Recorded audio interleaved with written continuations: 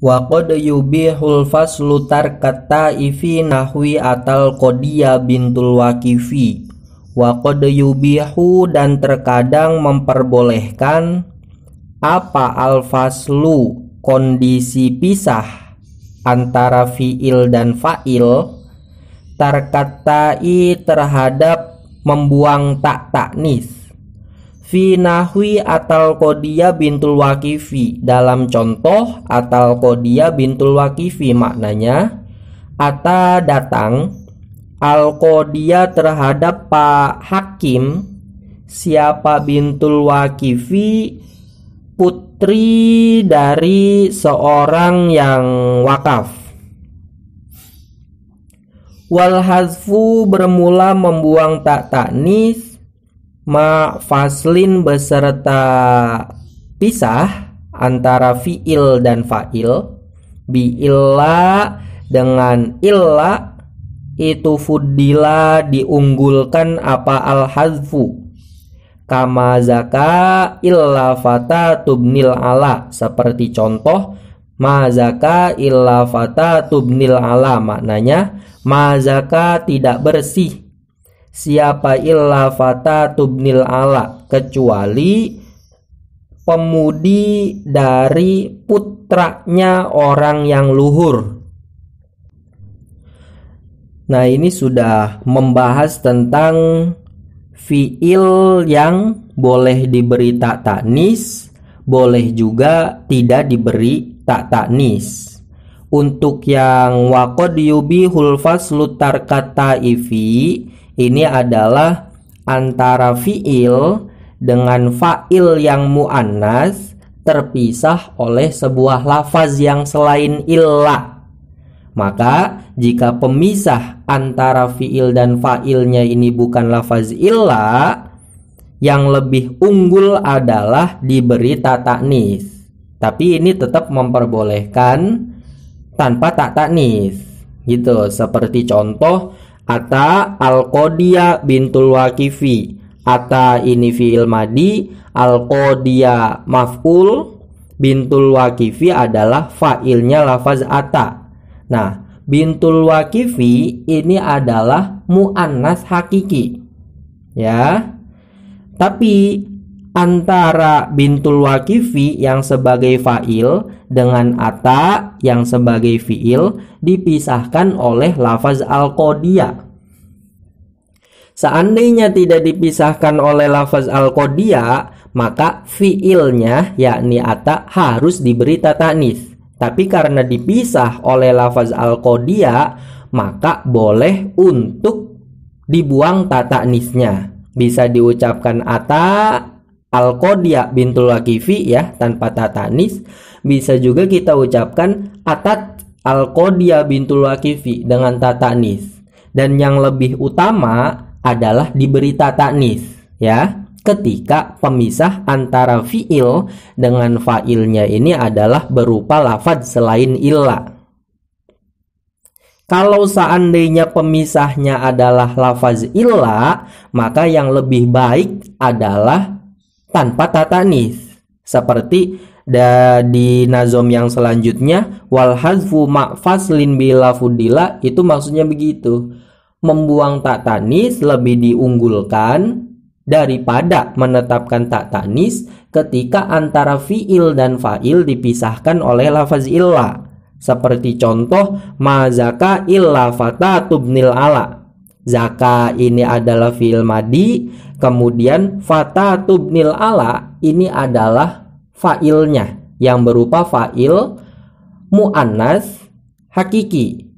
Ya, seandainya tanpa illa, maka fi'il madi berupa zaka harus diberi tak taknis sehingga diucapkan zakat, gitu kan. Tapi karena ada pemisah berupa illa, maka tidak wajib memberi tak taknis pada fi'il madinya, pada zakanya, sehingga kita boleh ucapkan ma zaka illa fata tubnil ala tanpa tak taknis. Boleh juga kita memberi tak taknis ma zakat illa fata tubnil ala.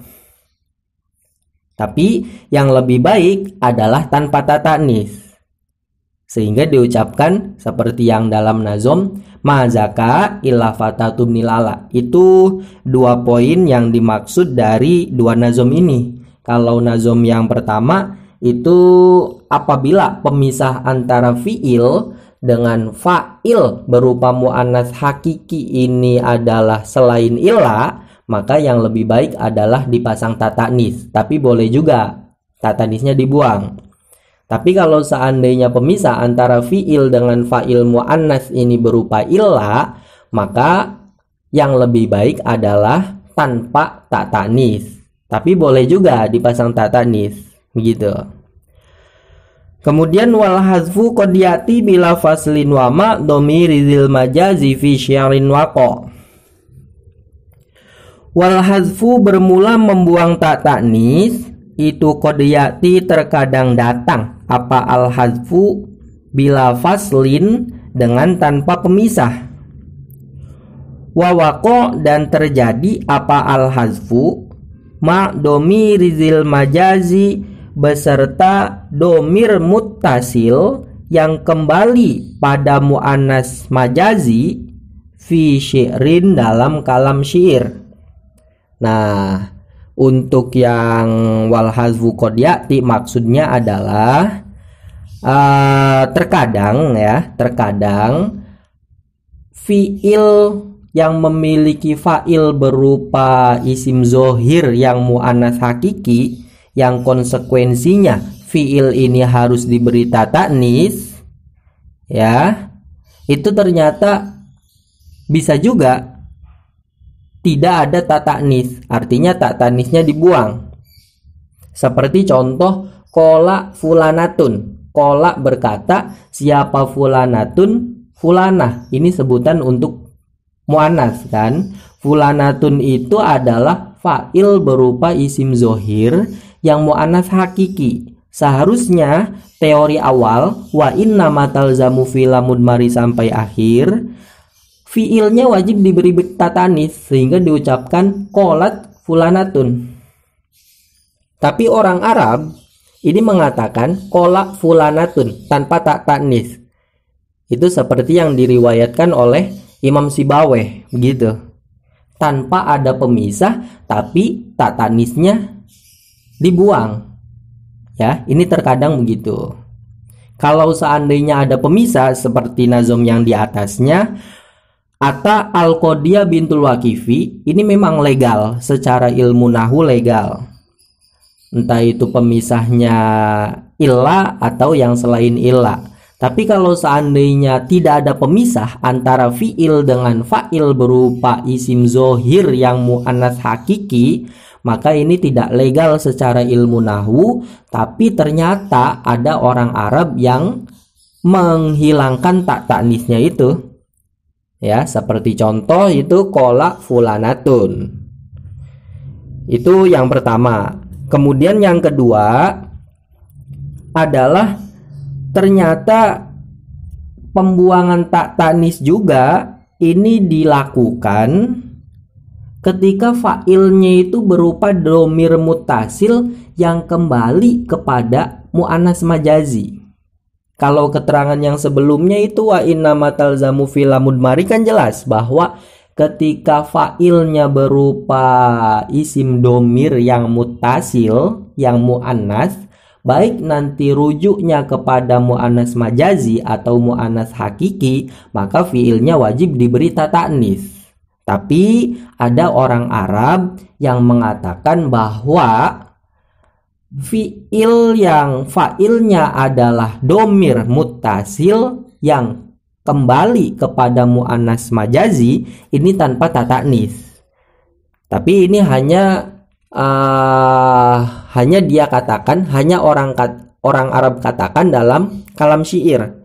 Seperti contoh yang di bawah itu, syair yang di bawah, fala muznata wadaqot wadaqoha wala ardo abkola ibkolaha, maka tiada mendung yang menurunkan hujan sederas mendungnya, dan tiada tanah yang dapat menumbuhkan tumbuhan sesubur tanahnya.